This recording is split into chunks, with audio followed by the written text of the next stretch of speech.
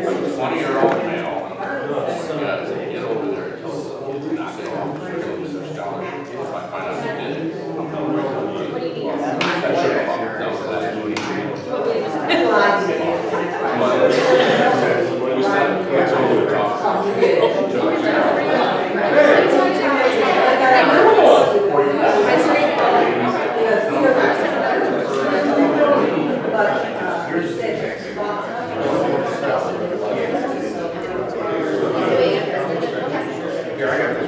Your cooperation. Yeah, I was telling her.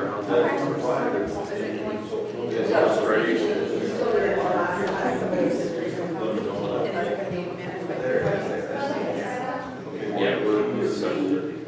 I knew, yeah. Oh, okay. I'm trying to walk between them, but I recognize you. Yes. What's up? Oh, it was great. I'm Stephanie. Yeah, yeah.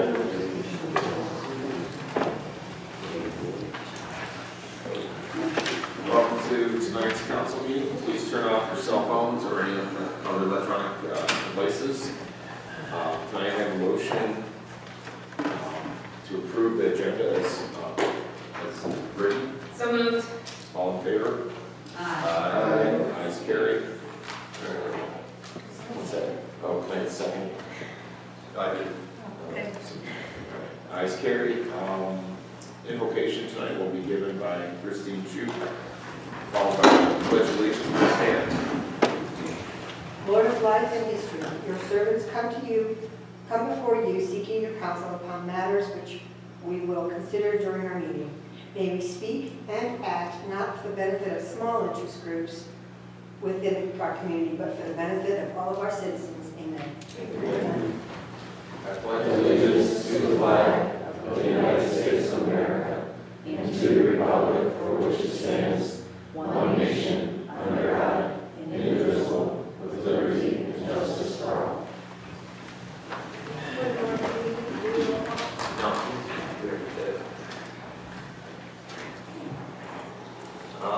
Can I get a motion for the minutes from the regular meeting of 5/21/18? So moved. You know, I had one adjustment. Just where we're talking about your daughter in your comments, it says his as in reference to his daughter instead of hers. It's just a small Thank you. change. For clarification, with that amended, can I get a motion to accept the minutes? Make a motion to accept the minutes as amended. Second. Mrs. Jenkins? Yes. Mr. Augustine? Yes. Mr. Fodor? Yes. Mrs. Shute? Abstain. Mr. Fitzgerald? Yes. Mrs. Donallo? Yes. Mr. Hack? Yes. Okay, this is our public comments from the visitor. We will now recognize you as visitors. Please raise your hand if you wish to speak. When called upon, please use the podium. Clearly state your name and address into the microphone and limit your comments to 3 minutes. Any dialogue must be conducted through me as president of council, although your comments or questions can be addressed to the council, administration, or both. Do anybody would like to speak? Committee reports. We will now get to the committee report from Downtown Painesville Organization. Nick? Downtown Painesville Organization had its board of directors meeting on May the 30th. The DPO mission is to build a strong future in a diverse community where everyone is welcome. Their vision is the DPO envisions preserving our historic past, revitalizing and encouraging growth, and protecting our neighborhoods. We briefly touched on the treasurer's report. We are currently on budget, and actually we are ahead of budget, ahead of our projected budget with the Made on Main Street grant, which is coming in at $25,000. There was a motion made and approved for the DPO and the Car Cruise Committee to pay for an application of organic fertilizer at Veterinarian's Park, and that was per the request of the Public Lands and Parks Department. Under new business, DPO applied for and also received another grant, which was the Historic Preservation Tax Credit pipeline This grant will provide up to $12,000 to pay an intern to complete the National Register of Historic Places registration form. I saw a sample copy of the form, and it was over 110 pages long. So it's supposed to be a pretty significant form that describes all the historic buildings and their past in Painesville. Next, there was an update on the Made on Main Street grant. So along with the $25,000, Main Street America and One Main Financial will be throwing the City of Painesville a block party to kind of commemorate the grant. Right now, we know that the date is July 22nd, and I think the time should be 1 to 5, and there will be free food, free music, and local vendors. And One Main Financial and Main Street America is allowing us to get the food and the music from local vendors. So we will be reaching out to our community for that. Our next board meeting was changed from 7:25 to 8:1. And then we touched on old business, which was our strategic plan. We will be completing our strategic plan in fall after the city completes theirs, so that the TPO and the city can intermingle their strategic plans. And that is it. The Farm to Table event will be held at Lake Erie College on July 25th, and the first Farm to Flee is July 29th. That's it. Thank you. On legislation, if you wish to comment on the legislation, you must request to do so at this time. Those making such a request will be called upon after the reading. Any dialogue must be conducted through me as president. Although your comments or questions can be addressed to the council, the administration of both. When called upon, please use the podium. Remember, clearly state your name and address into the microphone, and limit your comments to 3 minutes. So resolution number 1, anyone would like to speak on that? Resolution number 2, anyone would like to speak on that? And resolution number 3. Okay, at this time, can we move into resolution number 1, second reading? A resolution declaring certain real estate owned by the city as no longer needed for municipal purposes and authorizing the city manager to sell or lease said real estate to Marble Inc. LLC and declaring an emergency. If you have any additional questions, this is the second reading, but it's the same as last. Okay, great. And we're leaving this on for third reading. Thank you. Resolution number 2, first reading. Resolution authorizing and directing the city manager to apply for and accept financial assistance from the Lake County FY19 Community Block Grant Program to enhance economic development within the city of Painesville and declaring an emergency. This legislation allows to allow city manager to apply for the community development block grant programs. Again, this year we'll be applying for storefront improvement grants. We've kind of gone back and forth year to year. We've applied for the downtown. This one will be a citywide application, so all of the city will be eligible for the application. We're making an application in the amount of $65,000, and recipients of this grant will pay the matching funds as we've done in the past. We're in the process now of completing the downtown storefront improvement grant, and therefore this grant will be eligible in fiscal year 2019. We also are asking for a commander suspension due to time frame. Move to suspend. Second. Mr. Augustine? Yes. Mr. Fodor? Yes. Mrs. Shute? Yes. Mr. Fitzgerald? Yes. Mrs. Denallo? Yes. Mrs. Jenkins? Yes. Mr. Hack? Yes. Move to adopt. Second. Mr. Fodor? Yes. Mrs. Shute? Yes. Mr. Fitzgerald? Yes. Mrs. Denallo? Yes. Mrs. Jenkins? Yes. Mr. Augustine? Yes. Mr. Hack? Yes. Resolution number 2 passed. Resolution number 3, first reading. Resolution authorizing the responsibility of the city of Painesville to affirmatively further fair housing and declaring an emergency. With this resolution, this is in order to make application for the CDGB grant funding through the Lake County grants. The city of Painesville must have a resolution stating that we will work with fair housing efforts in Painesville, and the city currently works with Lake County and the Fair Housing Resource Center to assist in meeting these obligations. Move to suspend. Second. Mrs. Shute? Yes. Mr. Fitzgerald. Yes. Mrs. Donato. Yes. Mrs. Jenkins. Yes. Mr. Augustine. Yes. Mr. Fodor. Yes. Mr. Hack. Yes. Move to adopt. Second. Mr. Fitzgerald. Yes. Mrs. Donato. Yes. Mrs. Jenkins. Yes. Mr. Augustine. Yes. Mr. Fodor. Yes. Mrs. Shute. Yes. Mr. Hack. Resolution number 3 passed. Unfinished business, we have none. New business, council's pay. Sorry, I didn't hand this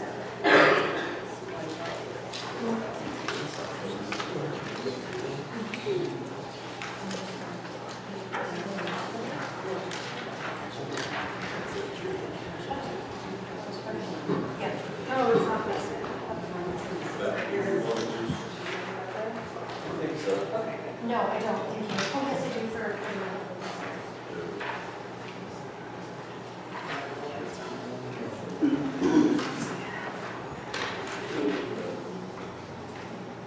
So while she's pulling this up, I'll just start by saying that last fall, council brought forth the topic of council compensation. There was enough interest in the topic to move forward with an evaluation. So alongside our preparation for union contract negotiations, we compared council's salary to internal and external comparisons.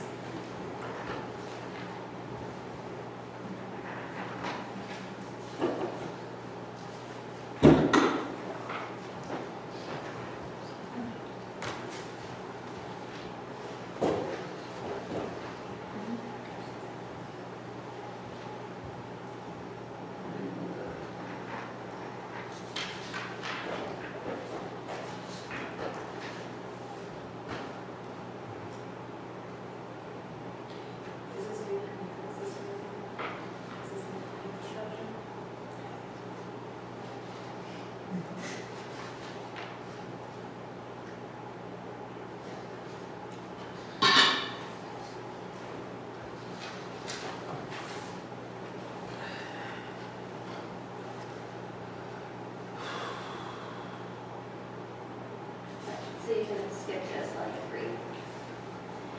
So internally, our employees consistently rank in the bottom 33% for pay in comparison to our neighboring Lake County communities. Our analysis shows that this is also true with our council. This means that from the very top down, we seem to all be on the same level in compensation compared to our Lake County counterparts. Council members in Painesville currently make $6,000 annually. This is lower than Willoughby, Mentor, Wickliffe, and slightly higher than Eastlake, and slightly lower than Eastlake, while higher than Kirtland. As you can see, the ranges are from 4,000 to 12,000. And the populations range from 7,000 to 47,000. The average of council members in Lake County is $8,094 annually. The next slide. Outside of Lake County, but inside of the state of Ohio, we looked at 10 communities that ranged in population from 16,494 to 22,662. So around our same population, and they're all council manager form of governments. These communities make between $2,400 to $12,584 per year, with the average being $6,896.13 annually. Laws that impact our raises. Painesville City Charter gives council the authority to set the salary for council under Section 4, fixed salaries and compensation. In the state of Ohio, there is Article 2, Section 20 in the Ohio State Constitution, which prohibits elected officials from receiving increases in their compensation in the midst of their term. So the last time we talked with council, the direction was, council wanted to know if communities have built-in processes for compensation. The question did not receive a lot of response from my contacts locally or nationally. And it does seem to be hard to put automatic increases in place because of the state of Ohio, Article 2, Section 20 of the Constitution. But it appears that some communities do have automatic increases in place, and there were a few pieces of advice that were given. make sure that the appropriate index is used for automatic increases. It seems to appear that communities that used Me-Toos based on union contracts, it appears that employees may have been given higher pay through their contracts because elected officials will receive higher pay. It's hard to prove that, but some communities that are on the high end have these Me-Too clauses. One community outside of the state of Ohio in a different state used the U.S. Consumer Price Index for urban wage earners and clerical workers. At the time, seemed like a good thing to base their salary increases on. But in 2017, Social Security only went up 0.3%, while that index went up 2.14%, and it really caused an issue with the residents because they were not seeing an increase that their elected officials were seeing. So if council would like to give future council raises, I would recommend that we move forward with becoming on the same level as East Lake. This would keep council in the bottom 33% like the remaining employees of this community. But it would also bring it closer to the average for the other 10 communities in the state of Ohio.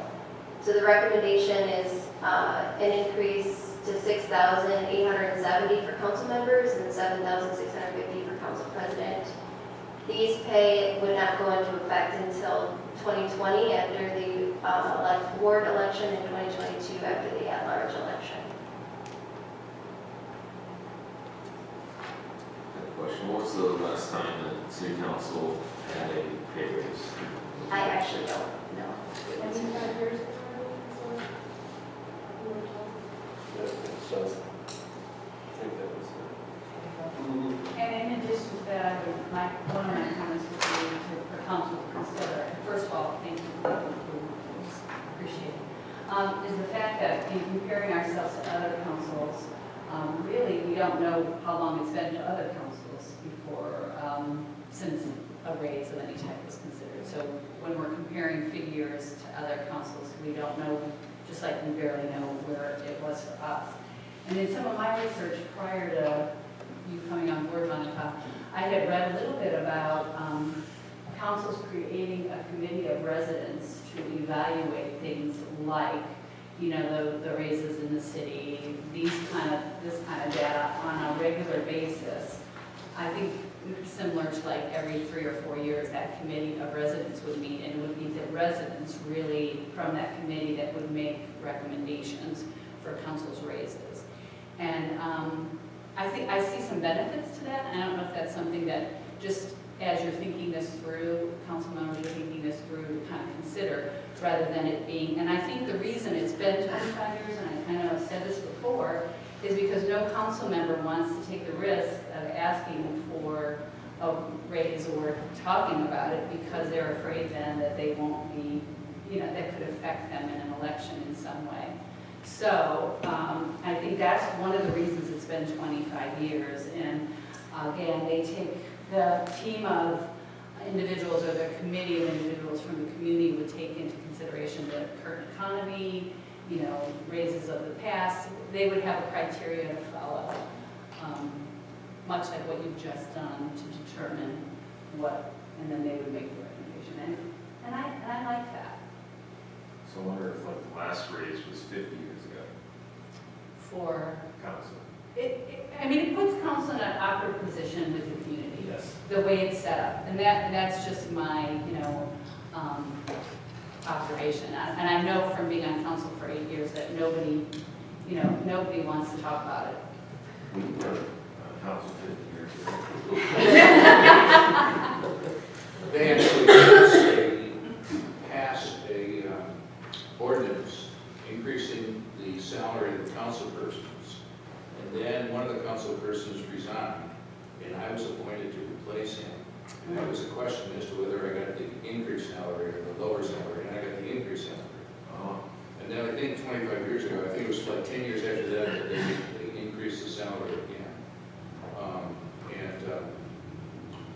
You know, the comments have already been made as to what the issues are concerning council salary.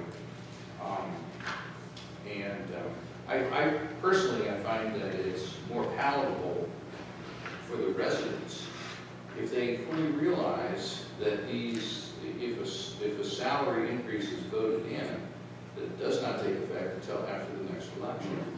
And that none of the council persons currently seated will get those increases unless they win their next election. That's just my personal observation. Thank you. Any other comments or concerns, council? Seeing none, thank you very much for the work you've done. Department presentation, community police update, please. Police Chief Walker.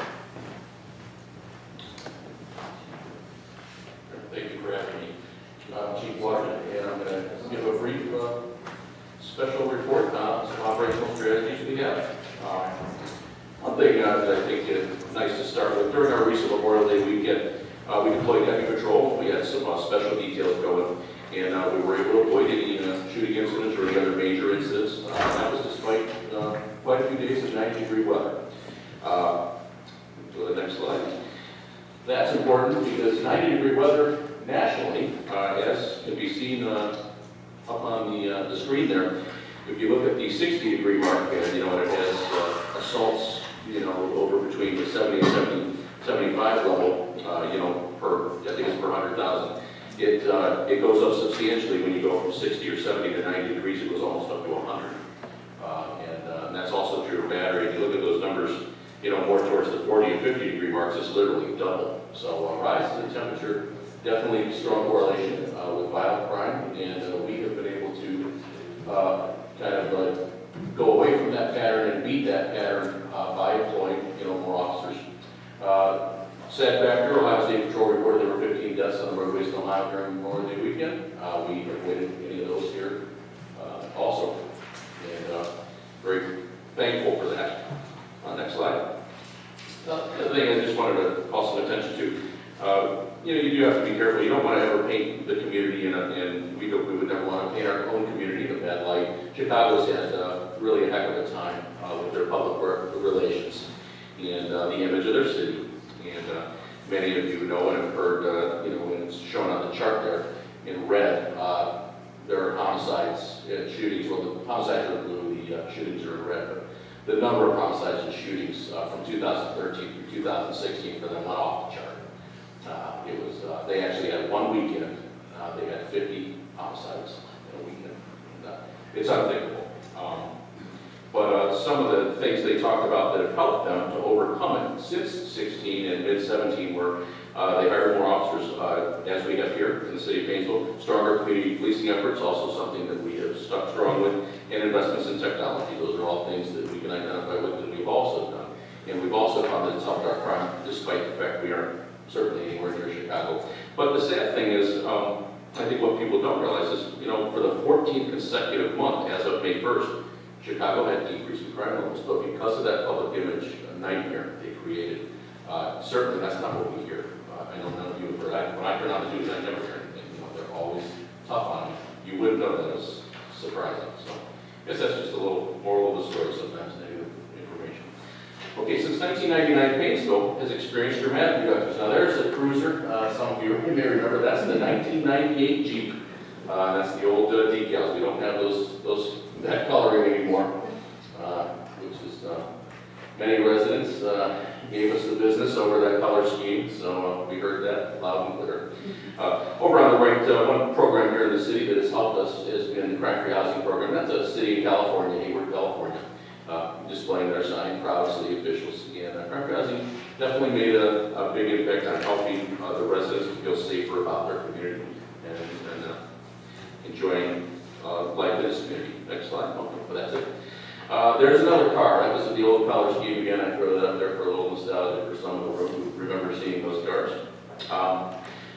Positive comparisons for Painesville. Back in '99, that was when our new records program came in. We were able to start, doing a very good job of tracking crimes. And one thing we see is there's, generally speaking, when you look across the board, we've had dramatic reductions in crime, even when the state and when in red up there, and the federal rates have exploded, have either gone up or have gone down not nearly as much as we have gone down. And I think those are very important. Certainly, we have the rash of burglaries back in the middle 2000s and the robberies, that were related to gun crimes. A lot of those things. Next slide. 2001, 2003 was when we peaked. Pretty tough time in the city. 3 homicides that year. A lot of felonious assaults, that's usually with a weapon or causing serious injury. Burglaries, there were 77 home burglaries compared to 49 last year. That's quite a big drop. One of the other ones that, we had a lot of problems with theft in the city. Theft in general. There were 668 versus only 338 last year. So the city's come a long way from where we were, in those peak years of our crime. And I'm sure we're all thankful for that. Next slide. Are we in our prime now, or will we then? That's right. We're at a positive prime now, we're at a negative prime then. Staffing levels, one of the reasons we're able to do more staffing levels are at their highest level in about 7 years right now. And we actually look to be at full strength by the end of the year. We have 3 officers more to hire. Over the next coming weeks, we'll actually be making those hires, and we will be at full strength, knock on wood. Increased patrols, solid, strong detective bureau, they're full, and our community service officer levels allow us to deploy our officers proactively instead of reactively. And that's a big help. Special details and targeted enforcement from speed to narcotics means preventing crime and not just responding to complaints. There was unfortunately a period of time when, staffing levels were more limited. It was very hard to get proactive enforcement when you're responding to call to call to call to call with every officer you have. So very thankful for what we have now. Next slide, please. Currently, we work every major incident, including drive-by shooting investigations, with the same diligence employed by other best practices law enforcement agencies. We process crime scenes very aggressively here. We collect evidence, we knock on doors, and we communicate up and down our command structure inside the department. And we coordinate and share information with our federal, state, and local partners like the FBI, the Lake County Narcotics Agency, the Ohio State Patrol, Lake County Sheriff's Department, and the other local law enforcement agencies. Thankful we have an excellent relationship with a number of those agencies I just mentioned and who have been active in helping us recently and over the past couple of years. And certainly recently they've stepped up, and I'm very thankful. And this has allowed us to leverage our ability to respond to emerging problems and trends in crime. If we were just isolated by ourselves and we would utilize those relationships, we wouldn't be as effective. Anyone is going to be more effective when you leverage and reach out and communicate and ask for assistance, and we'll be there for those partners when they need our help on things. That's definitely helped us out. And then some evidence stuff. Some of you remember us that teach the evidence stuff in the Citizens Police Academies and things like that. But evidence always catches it. So again, we work very hard. Detectives very aggressive, and the officers out there. If something happens at 2 or 3 in the morning, you'll probably see them out there on the roadway taking measurements or diagramming, putting up crime scene tape, and spreading fingerprint dust all over the house. So we try to be careful. But anyways, that's a brief report. I don't want to take up too much time, but I just wanted to give everyone kind of an overview of where we have been, where we're going, and the things we're doing to get there. Any questions from council or concerns? Thank you, sir. Thanks. Okay, city infrastructure. Randy.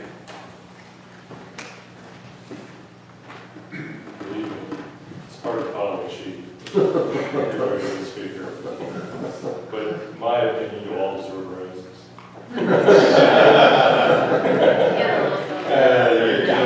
I thought Chief was going to do that. I'm like, please don't say that. But I wanted to start talking to you. I know you guys had a real interest in where we're heading with the asset management plan. And I want to give you guys a little progress update on where we stand. The asset management plan that the staff has been working towards to try and improve the decision making in regards to our utilities infrastructure. So let's try and dive into this a little bit. What is asset management? In simplest terms, I tried to make this at my level, 4th grade level, common sense. designed to help people decide how, when, and where to spend their money to achieve desired results. In the city's case, how do we spend those monies wisely with our city's infrastructure? We have a lot out there, miles and miles of sanitary, sewers, storm sewers, water, and things of that nature, plus our vertical assets, which is our facilities. So I just want to have a little exercise here. One of the things, the difficult decisions that we face as far as being in the utilities, I want you to think of your car. It's all on the same level here. So if we have a flat tire on our car, what are we going to do? Fix it. Sure we are. It's not that expensive. You need 4 tires, so you're going to fix that tire. Now, with that car, think of your cars at home. You have a cracked engine block. What are you going to do? I knew a guy would respond, sell it and get a new car. One like that. Yeah, exactly like that. But I mean, there's so many factors that we're starting to look at with this asset management program. What's the cost of a new engine? Oops, sorry. I was leaning. Chief, you did so well automatically, goes right back to yours. Cost of a different car, reliability of our existing car, and the value of our existing car. And I think, a lot of us are been around for a little while, we've had kids, and we started looking at, their cars start to break down. What am I going to buy them? What am I going to keep them on the road? How am I going to keep them safe? What's going to be reliable? What's my cost going to be involved with that? And more often than not, it seems like, we make those decisions based on data that we collect. What's the value on here? We do the Kelly. You can go on Kelly Blue Book right now and look it online real quickly. Next one. Critical decisions. Once again, the flat tire is really simple. The engine block is difficult. Asset management program is designed to collect that data and provide a framework for making beneficial decisions. So of our asset management, and almost I've probably heard this is my first presentation on asset management, so a little nervous about this, first time in 30 years. But when you start looking at, those asset management plans, they all share 5 main core components. What is the current state of our assets? What is the desired level of service that we want to provide for all those assets? The vertical, what's underground, the horizontal, what's above ground at our sewer plants, at our water plants, electric plant. Which assets are critical to sustain performance? Which ones do we have to have? We know that we need those mains coming from the lake all the way to the city of Painesville and beyond. And what is the best life cycle cost that we can achieve with each one of those assets? Some of those assets, when you buy them new, have a 100-year life expectancy. Why are we replacing them after 40 or 50 years? What went into that? What is our long-term funding strategy? And we have spent a lot of time in the last few months working towards that goal. The next one, please. So when we look at our current state of assets, what do we own? Where are they? What condition are they in? What is their remaining useful life? What is their value? What type and amount of energy do they use? So we look at, what do we own? There's a lot of things underground out there that we get to completely identify. We stretch clear to Geauga County with our water lines. Where are they? The GIS that we have that's encompassed really in our engineering department. Where are those valves at? We have a lot of fellas that work in these systems that, might be retiring pretty soon. So there's a lot of things that we got to look at with our current state of assets. So, one of the things we're looking at, how do we improve our GIS? Next slide, please. What is our levels of service? What you want your assets to provide and how you want them to perform. Obviously, we don't want the picture next to the wording there. We've all seen them on the news. That's a lot of heartache for every utilities. Every time I see that news, I know somebody's dreading that being on national television. But we want to have clean, safe water. When we turn on that spigot, We want that water to come out. I'm picking on water a little bit, there's a reason why, I'll tell you towards the end. The same thing with electric, we want to flip that switch, we want the power to come on. We want to turn on the latest newscast and see what that news report is. We want to have 0 EPA violations. That could be in water, sewer, the electric plant still deals with the EPA. We would love to have 0 main breaks. We know that's not realistic, but we want to try to get those down into a manageable number. Corrosion control, we want to make sure those pipes, when they go in the ground, they're corrosion resistant. I think you've seen, if you've been through Richmond Street in the last month, I believe, you'll see a lot of blue pipe. So everybody, I think we all know the blue pipe is PVC. You know, very little corrosion problems. We're not going to have a lot of problems with, I'm learning new words in water, turbiculation. I think I got that right. That stuff that builds up on the inside of the pipe. And obviously, you know, we don't want any odors when we turn on the spigot. We don't want any odors next to the sewer plant. We want to try to do the best job we can with the funds that are appropriated to us. What are our critical assets? Well, there's 2 things that we want to look at with the critical assets.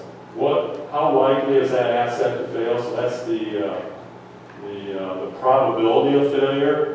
You know, over a period of time, the life cycle of the equipment or the materials, and what's the consequence if it fails? What's the consequence if it fails on that water line that leads possibly to schools? What's the consequence if that line fails when it's going to a hospital? You know, you manage your consequences by managing your risk.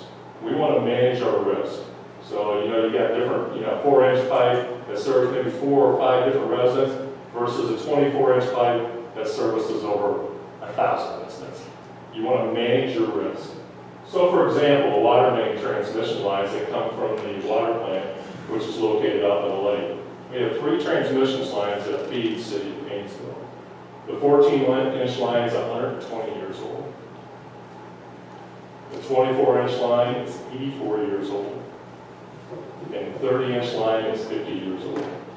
The service line, pretty much of all those pipes are all either ductile or cast iron pipes, is right around 100 years old. So we're managing risk already. So let's go to the next slide, please. Life cycle costing.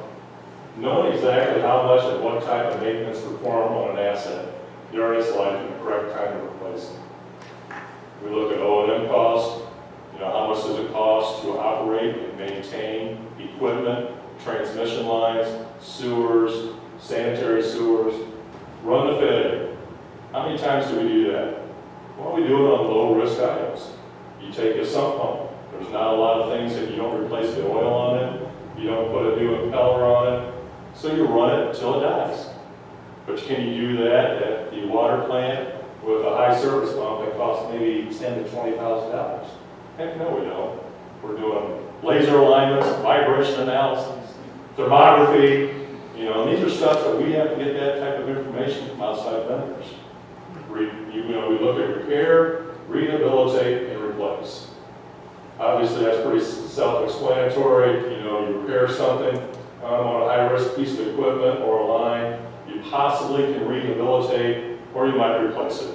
You know, if it fails completely, we're going to replace it.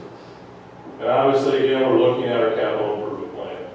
You know, we worked hard on a 5-year capital improvement plan, and we're close to bringing that to you here in the near future. And then managing risk. You know, you can manage risk. How important is it for you to replace an item that might have a main break on an older piece of road versus having a main break on Richmond in the next couple of years? That's the last thing we want to see. So what did we do? We put in the water line first. And that's what we want to hope to be able to do with asset management. Next one, please. Long-term funding strategy. I'm going to bring you guys into the mix. You guys are all set and they're comfortable. In order to manage and operate the utility at the desired level of service and at the appropriate cost to your customers, you need to have a sustainable funding strategy. External funding, which we're looking at and pursuing very aggressively for projects coming up in the next 5 years, we look at loans and grants. Grants is probably Andy's favorite word. We're actively pursuing grants for different water projects here in the next 5 years. The deadline for OPWC grants was last Friday, which was June the 1st, and we made 2 applications for water grants. So we're constantly looking at that. I brought to Monica's attention, President Trump and Congress appropriated extra funding to a WIFIA account. It's a US EPA funding, but after looking closely at that over a course of a couple weeks, Ohio, for your information, probably has one of the best loans and grants for programs in the country. The federal loans, their percent of repayment is substantially higher than what it is in Ohio. So it doesn't make a lot of sense to go after federal money when we have Ohio money, and it's lower in percent for your loans. Internal funding, utility rates and fees. You know, we're constantly looking at what our rates are. Are they sufficient to meet the demands to run our facilities, to fund future projects, things of that nature that we desire to have available to us to move forward with infrastructure improvements. One of the things I thought was important, like I said, had the good fortune of going down to San Antonio and listening for a week about nothing but infrastructure and asset. So I learned quite a bit. You know, the thing that they strongly focused on was the human aspect of asset management. And it's good communication, and it starts internally. You know, we're presenting this new program here in the near future to our staff. And it's important to get their buy-in on it. You know, it's important that, you know, people that have been working in this field for 30 plus years have an opportunity to express their opinions, give their ideas, share that information freely, because they're the people that's going to retire in the next 2-3 years. And also external, you know, visiting with the community and making sure that they're involved with this, educating them on the advances and the opportunities that we're looking for additional funding, possibly to fund some of these infrastructure improvements along with grants and loans. Once again, knowledge management, aging workforce. You know, I think between 30 and 35% of the national study that was done on water and wastewater employees will be retired in the next 10 years, and close to 30% also, I think it was 25%, in the power industry in the next 5 years. It's important that we gather all this information, either on GIS, paper, or video. We want to start being able to, you know, you have a main break out in Concord Township, and I'll mention names. You got Mark Connor, and Frank McKean, and Bruce Cook out there. All of them, you know, a lot of them's got 30 years experience in this profession. And it's important that we get that information on paper, on video, or on GIS before they retire. Because we do have a young staff that we're hiring in, and we need to share that information as we move forward. Training is obvious. We provide a lot of training, and needless to say, it's well done throughout the utilities here in Painesville. And succession planning, making sure that we train and provide the resources for our employees to advance into positions of ours as we look to retire. The water. Senate Bill 2 in the state of Ohio was brought forward, and basically what it is an opinion, educated opinion. Obviously, Toledo didn't hurt this with what the problems that they had with the harmful algae blooms. Obviously, some of the things that went on with lead up in Michigan. Ohio moved to the front of it. They wanted to make sure, through legislation, that all public and private water systems have asset management plans. So we've already started on that, and we're pretty close to being finished with it. They also asked for expanded escrow and added financial assurance flexibility and set up a receivership process. Most of those last two ones focus on small communities, a lot of private watcher entities, you know, trailer courts and things like that. They get into problems funding, you know, upgrading their facilities. They just let them go and they leave. So the government put that in place. But for public utilities, public water system, these need to be placed in active role by October 1st of this year. So I've been at 2 or 3 meetings with Ohio EPA, and I tell you what, there's a lot of anxiety in the state of Ohio. When you got one man shows and one lady shows, one of these water treatment plants, trying to have a full-blown asset management plan ready by October 1st. And the final rules have not been established yet, and this is still in debate. That's how crazy this is right now. But we've got ahead of the scale and worked really hard with Burgess and Nigel to make this happen for our water. Finally, Ohio EPA, what they're going to look for when they come in and do an inspection or they get called in for an audit or things of that nature, there's 12 categories that they're going to ask our public water system. What is your governing body? You know, who answers to who? What's your, you know, your chain of command, so to speak, from your city council, city manager on down to operations? What's your operation and maintenance plan? What's your source water protection? Needless to say, I think we're one of only having a source water protection plan in the state of Ohio, source water security. So we're ahead of that scale. Emergency preparations, contingency plans in place. How are you meeting compliance? Obviously, asset management, budgeting. What's your rates? They're going to require that those rates be reviewed every 3 years. What's your reserve account? I think we've done a really good job. I know Andy has, making sure for that rainy day account for emergencies. What's our water system policies? That encompasses a lot of things that we're doing policies, primarily billing, collection, things of that nature. So I think we're in good shape with that. And what's our water loss? We're looking at metrics, things of that nature to make sure that our water loss, basically, that compares the amount of water that we're making at the plant versus the amount of water we're selling. And I think they want to be in the 10%, 15% range, and I think we're slightly above that. So with that, I'll take any questions that you might have. Questions, concerns? I would just make a comment that I appreciate, as always, the proactive approach to managing these type of issues. And I'm very thankful for the staff that we have. Thank you. No questions? Thank you very much. Thank you. Nice job.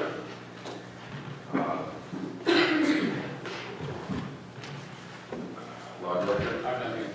City Manager, Nothing for the report. Clerk of Council. The next regular council meeting will be held Monday, June 18th at 7:30. The Painesville Farmers Market has begun and runs every Thursday from noon to 4. Gazebo concerts begin June 6th and go to August 8th. They are every Wednesday from 6 p.m. to 8 p.m. at Veterans Park. The party in the park is July 13th, 14th, and 15th in Veterans Park. And Pride articles are due July 6th. That's it. Thank you. Closing comments, Nick, I have nothing at this time. Jim? Just one, over the past couple of weeks, some residents have talked about parking, and Nick might be able to chime in on this too. And I think it really relates to, as we get into planning and so forth, in terms of 50-foot lots, the amount of setbacks, because what's happening is there's too many cars, especially in the cul-de-sacs and the turnarounds, and it's causing problems. So as we move forward and we think about this, I know there's a couple of places as we said, okay, 50-foot lots, but it doesn't allow for the amount of street parking, and especially setbacks too. There just isn't enough space when you have a house that has a mother, a father, and a couple of kids, and now you have 3 or 4 cars. It's causing problems. The other thing that I probably mention is grass cutting. It's been growing wild. If you help your neighbors out, or just, I know the city is also, trying hard to maintain their property as well. That's it for me. Thank you. Christine? Yeah, I just want to thank our Economic Development Director, Kathy Biederman, and the Painesville Concord JED administrator, Rick McMahon, for all the hard work that they put into, and Doug and I end up at ICSC's Recon, which, from my estimation, is the Comic-Con of retail and developers, because this is the first time that I went. Doug had been before, so I was kind of like the trailing behind little woman trying to figure stuff out, which if you know me, that's totally not my personality. But it was a very exciting exchange. There were developers, Jimmy John's was giving away free stuff, which was really good. But it was a fabulous thing, so I just want. Pardon? Jimmy John's. Jimmy John's, yeah. I just said if we're getting them quick. Yes, immediately, but very quick. So anyway, I just wanted to thank all the hard work, and we had some wonderful meetings, and I've seen some emails coming back from some of these developers and different people that we had contact with, stepping up to the plate and wanting to become more involved in Painesville, which from my perspective is wonderful. It was a Concord JED, Painesville Concord JED joint effect, and so Rita and one of the trustees was there for Concord, but it was very good, and I want to thank you, so thank you very much. Thank you. Lori? I don't have much, I just wanted to remind everybody that school's out and kids are outside playing, so be careful when you're driving.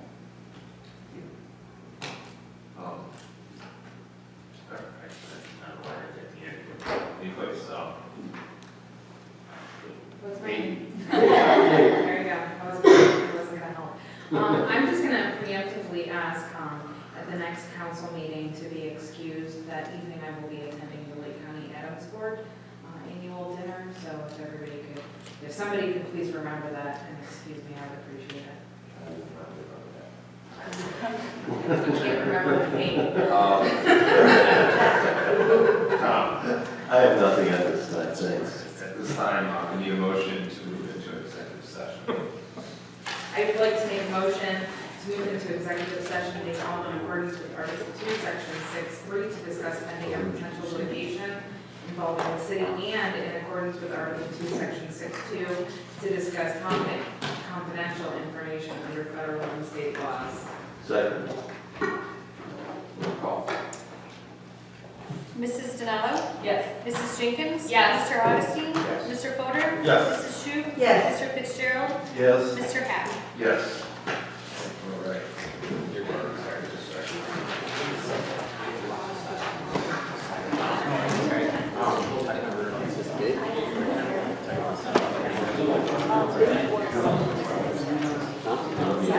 I actually did take notes of what you're saying, so I just had to be. I just want to say, I have noticed that I More officers, basically, that's why.